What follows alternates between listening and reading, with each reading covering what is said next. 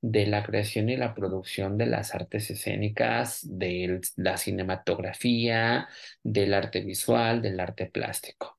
Vamos a tener entonces nosotros una serie de elementos o puntos importantes, decisiones que tomar al momento de crear una figura jurídica de esta naturaleza.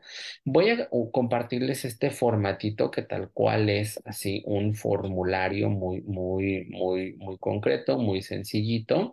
Y entonces ya una vez que tengamos nosotros claro este punto, ver cómo podemos ir avanzando con los diferentes elementos o componentes. Em, Fíjense nada más, tenemos por acá de este lado, nos menciona lo siguiente, ¿no?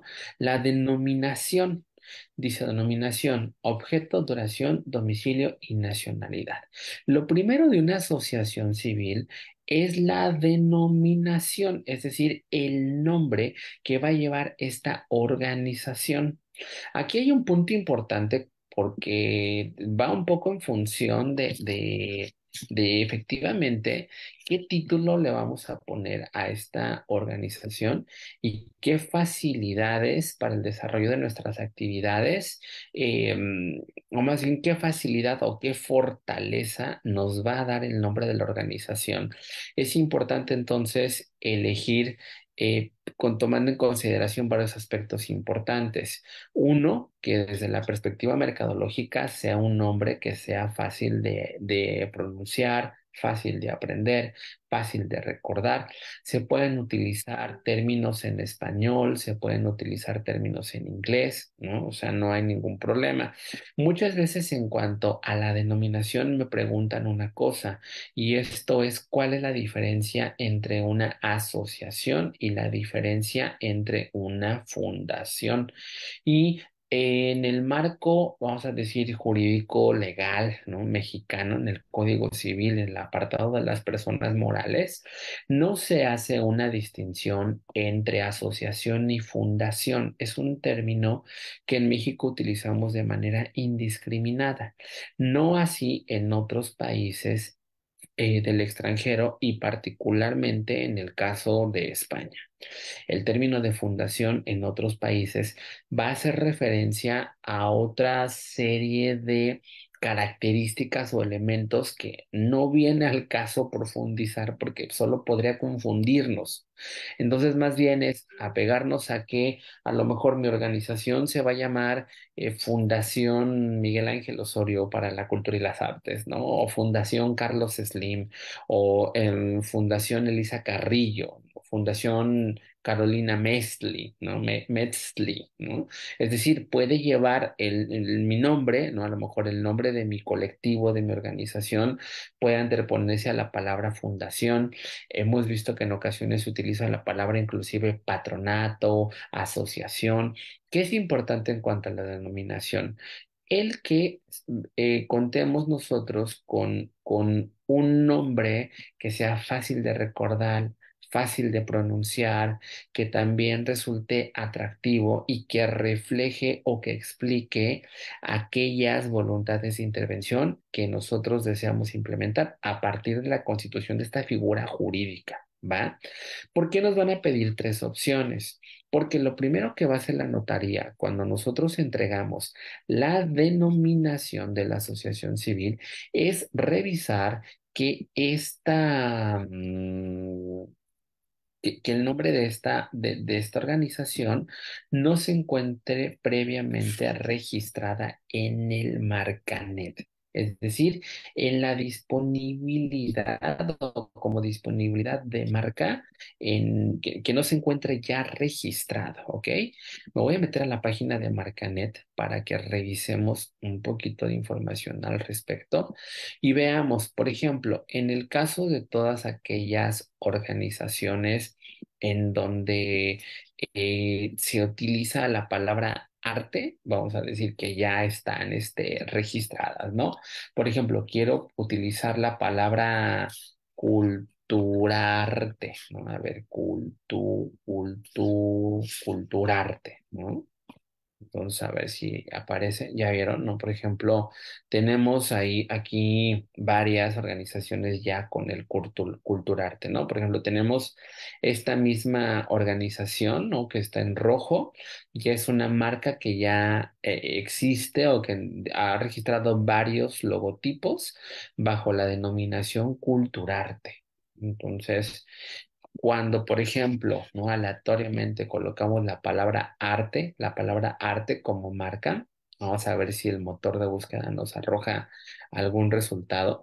Vamos a ver nada más, por ejemplo, tenemos 15.859 organizaciones que en sus bueno, registros que están utilizando la palabra arte. Miren, aquí me puso como todo lo que utiliza la frase o la palabra arte, por ejemplo, ¿no?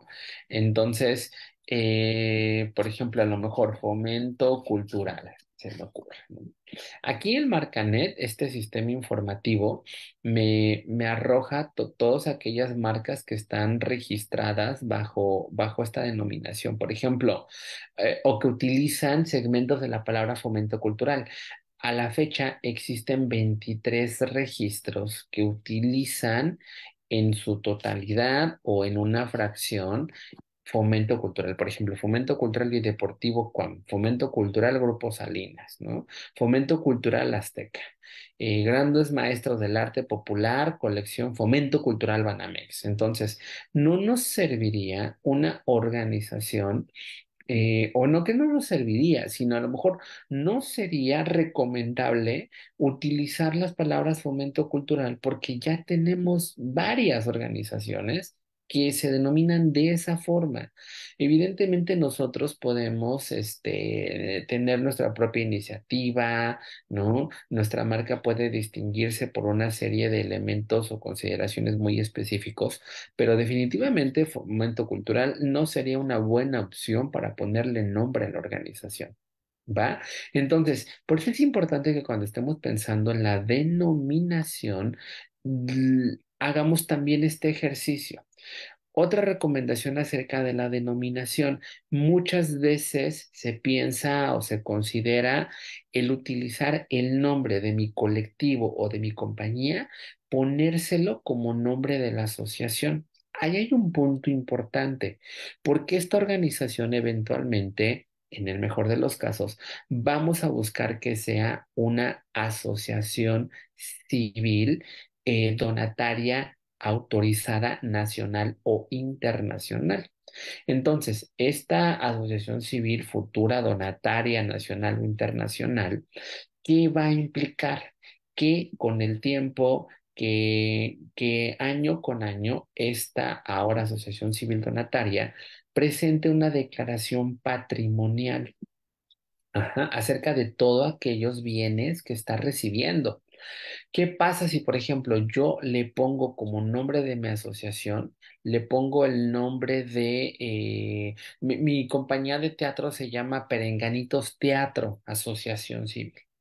Entonces yo en Parenganitos Teatro tengo títeres, tengo vestuario, tengo un teatrino, tengo una camioneta con la cual voy por toda la República recorriendo, ahí haciendo mis actividades, ¿no? Y entonces, cuando yo la vuelvo asociación civil, pongo Perenganitos Teatro, Asociación Civil, y la vuelvo donataria autorizada.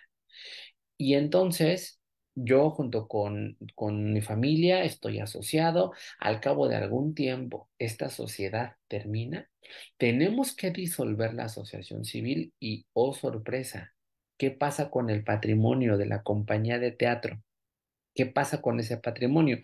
Cuando una asociación civil donataria se disuelve, su patrimonio tiene que pasar a otra asociación civil de similar naturaleza. Entonces ahí ya de alguna manera se genera una especie de controversia en donde los títeres que eran de la compañía, que la compañía es mía, pues ya no son míos, ¿no? Ya son de la asociación civil y como se disolvió la asociación civil donataria, entonces pierdo los títeres. Hay una cuestión ahí interesante en términos de patrimonio. Yo siempre les recomiendo a los clientes cuando los vamos guiando en este proceso de constitución de asociación civil, que utilicen un nombre que no sea propiamente el de su compañía o de su colectivo. La sugerencia es que utilicemos o que constituyamos una figura jurídica que nos ayude de manera enunciativa, vamos a decir, a desarrollar nuestras actividades.